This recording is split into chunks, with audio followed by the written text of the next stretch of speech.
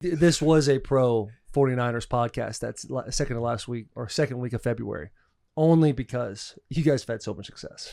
And the boy Kittle, McCaffrey, Dude. Warner, all those dudes. It's got to be just fun studs. too for you guys, like knowing you're hated because you. Oh, I definitely so had more good. fun with that one. Because you guys are so good. I had fun with that one this year. Cause you could tell like going into the playoffs. I mean, you weren't the only one, but I could just feel it. I could just feel it. Yeah. You know? And it was cool going into like other stadiums in the playoffs. For the most part, every playoff game I've had has been at Arrowhead. So it's like being able to, or having to go into Buffalo, get a fucking win, having to go into Baltimore where they are the bully. You know what I mean? That team, that was a fucking physical team. The bank. Number one defense in the league. Like they have that old school, like the old school Ravens that we grew up on. I mean, that was like, you don't fuck around with those dudes. Like fucking, what do you call it? Ray Lewis came out, did the whole, you know what I mean? His In the old middle of the band, game, everything at all you. of it, dude. So it was like, man, that was a fun ride. Fun ride being the villain for a the little bank bit. might be the best atmosphere in the playoffs. You taking was so Arrowhead much aside fun, man. because they just do an amazing job of like the lights and the fans. They're just nasty. Of it all. Dude, sweet. they are crazy about it. We played them 2019 in the division round, and they were the 1 seed. And it was just it was so electric. The most energy I've ever felt in a building in my entire life. They really get after it. Felt it, dude. Dude, one thing I noticed from you this year, I might be talking out of my ass, but playing you in years past, I've never seen you really chirp that much on the field. You kind of do your thing, happy-go-lucky guy. Yeah. This year, it seemed like anybody and everybody could catch hands verbally. Yeah. Was there like a switch? Even Coach Reid could catch hands. Just kind of, you were. It seemed like that you didn't were look playing with great. an extra chip. that didn't look great. We've all done it. You ever just kind of just lose it and just like want to win so bad that you just like take it up a notch, like your aggression has to go up a notch so that everybody around you feels like this guy wants it. Yeah. This guy wants it, and if he wants it this bad, I need to match that. You know what I mean? I feel like as a leader with the Chiefs, like that, it got to that point in this season where it was like, man, I just don't think we have like the right like mentality to like attack a team from the jump, ready to get in the bar fight.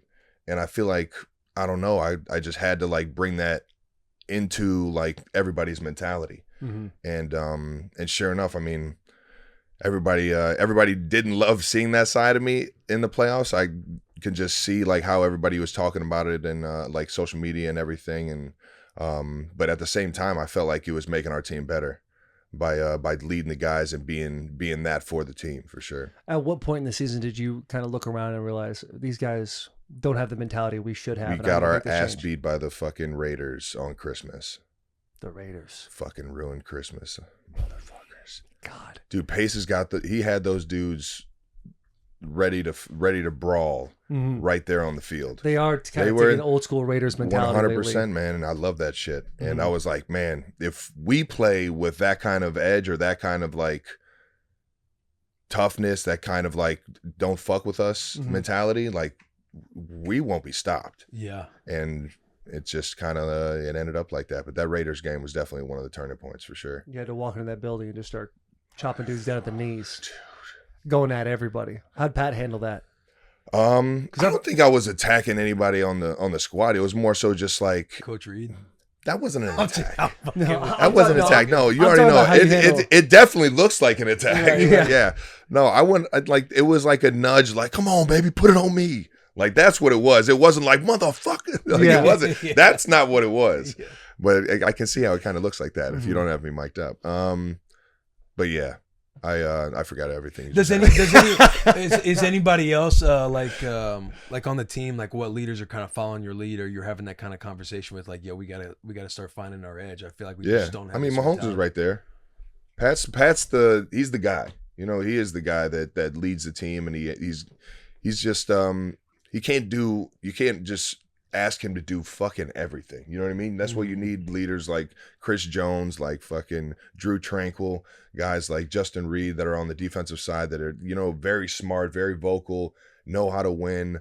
And then on the offensive side, like Creed Humphrey stepping up big, Trey Smith playing with that tenacity and stuff like that.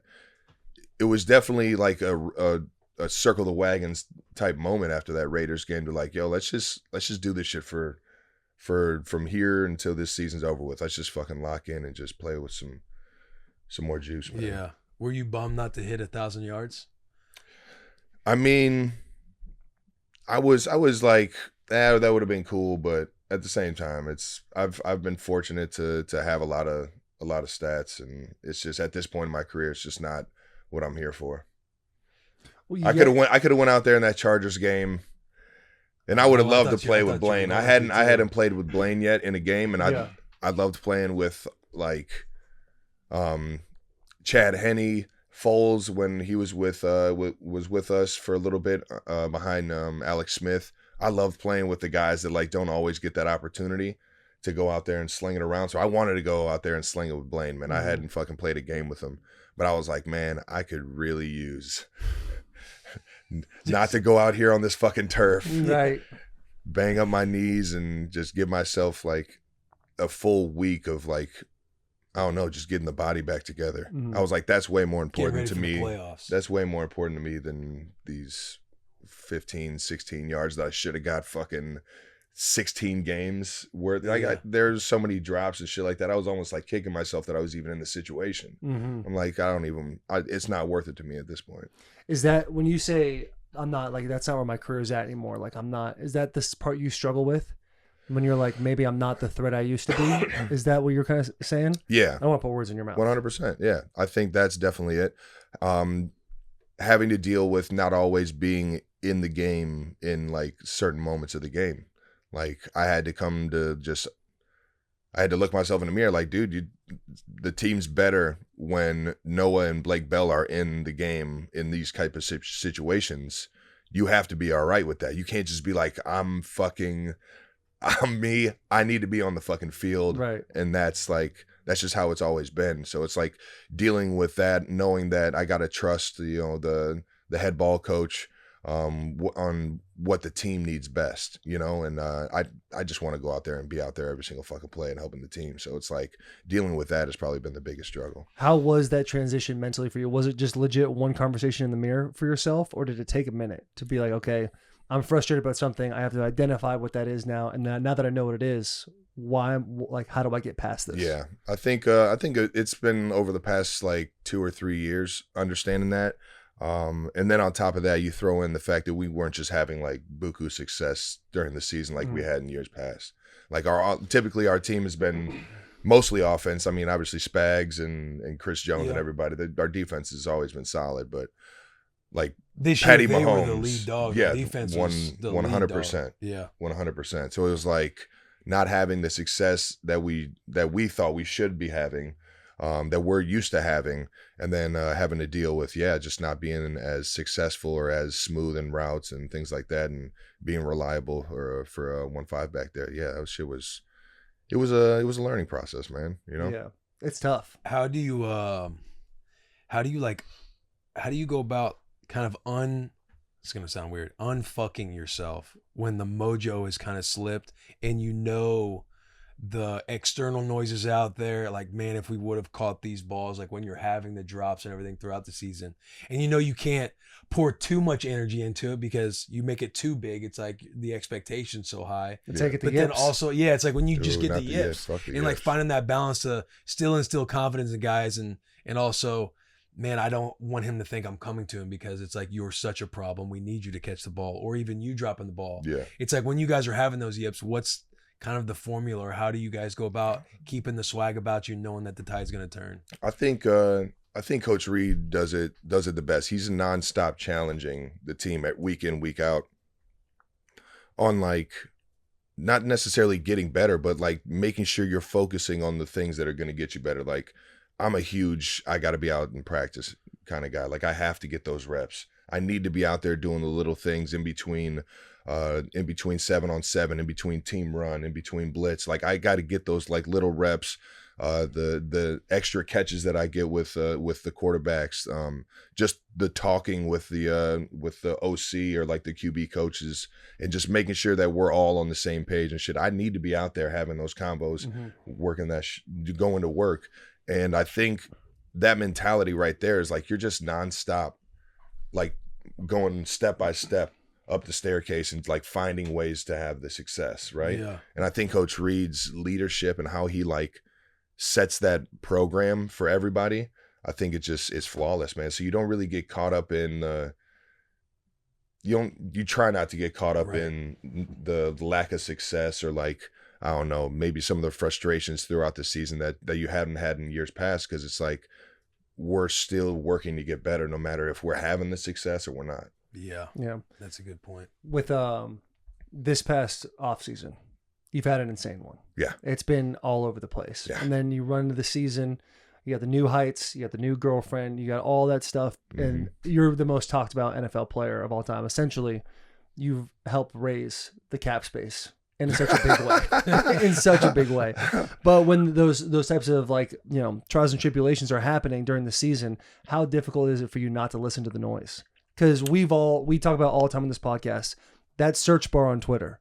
Yeah. Typing your fucking name into there. Yeah. And seeing some of the negative things. We've all fallen victim to it. We have all fallen victim. How did you handle that? Because truly it's the Kelce show. I would say for the most part, it's like I know what's real when I walk into the building. I know where my intentions are. And I know who I am as like a person, right? So it's like, yeah, I get it. I'm not having the success, or it's, people are having some hot takes on me and on what I got going on the field and off. But for the most part, man, I really don't give a fuck. I just have I don't give a goddamn syndrome, and I just keep it moving, man. Dude, it's lovely. I sleep wonderful at night. Yeah. I'll have a few beers if things are getting, too fun or too bad, and it'll just be, on to the next one, man. Yeah. Is it one of those things, were you born with that, or was that something that you had to be established as you got older? Look Cincinnati. at this is lovely right here. It's cold brew with a little bit of sauce in there. Condensed milk. Sweet condensed milk. And I got a little sweet tooth this morning, so I'm gonna get a little zesty. A little eighth and roast, a little local Nashville coffee shop for the boys right here. I bought it. Yeah, dude, you're sitting. Make sure you support local. Yes. That don't give a fuck syndrome. Is that something that you're born with, or is that just the trials and tribulations, and you just were able to work through that? I think it's a Kelce trait. It's in the DNA. Is it? My dad's had that for quite a long time. I think. My bad. I appreciate you picking up my mess. You should throw it over there now. He just switched it up. He switched it up. I thought, man, picking up the litter just to move the litter. Your dad. Yeah, Big Ed, man. Big Ed was. I think he's always kind of had that, like, your family is your family, and that's all that really fucking matters. Outside of that, like, you're gonna be respectful. You're gonna be a good person in society, and it's like, as long as you're doing those things and you're close with the family, you're keeping the family tight, who gives a shit what Jim Bob or whoever the fuck is on Twitter fucking writing the shit, or whoever's on social media saying it. Like, it is what it is. Yeah. And at the same time, like, if they're saying something, look yourself in the mirror, bud, and like ask yourself, what are you portraying for them to say this type of shit? And it's like either it's a fair take or it's an unfair take, or it's just fucking whatever. That's an insane amount of awareness. Yeah.